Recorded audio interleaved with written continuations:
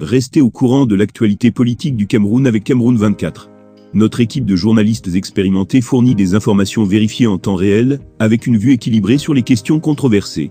Nous sommes une source d'informations fiables basée sur des faits vérifiés et des sources crédibles. Abonnez-vous dès maintenant à Cameroun 24 pour ne rien manquer des derniers développements politiques et rejoindre une communauté engagée et informée.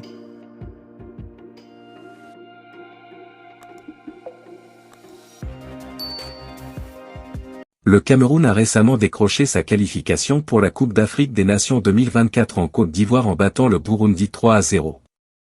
Cependant, Samuel Eto'o, président de la FECAFOOT, Fédération camerounaise de football, est confronté à un problème financier délicat à seulement 4 mois de cette phase finale.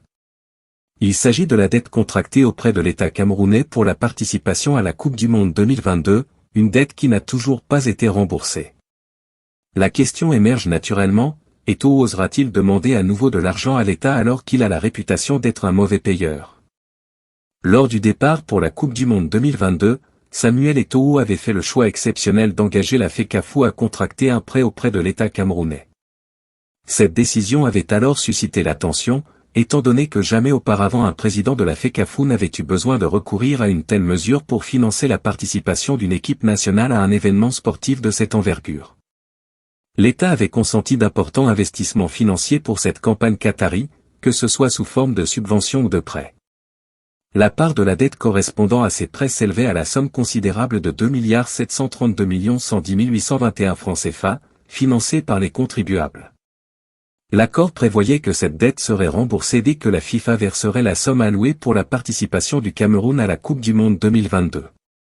Le Cameroun, qui s'était arrêté en phase de groupe lors de la compétition, devait recevoir une somme impressionnante de 9 millions de dollars, soit 5 375 913 400 francs CFA.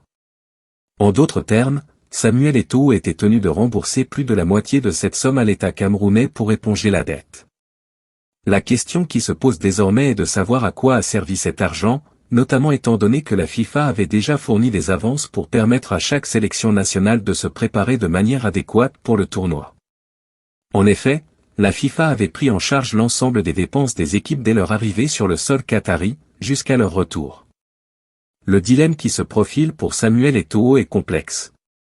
D'un côté, il doit trouver les moyens de rembourser la dette envers l'État, mais de l'autre, il doit gérer les besoins financiers de l'équipe nationale en vue de la prochaine Coupe d'Afrique des Nations. Demander à nouveau de l'argent à l'État pourrait être perçu comme une décision audacieuse étant donné le précédent de non-remboursement de la dette. Cette situation financière délicate risque de peser sur les préparatifs de l'équipe nationale camerounaise pour la CAN 2024 et de soulever des questions sur la gestion des fonds alloués au football au Cameroun.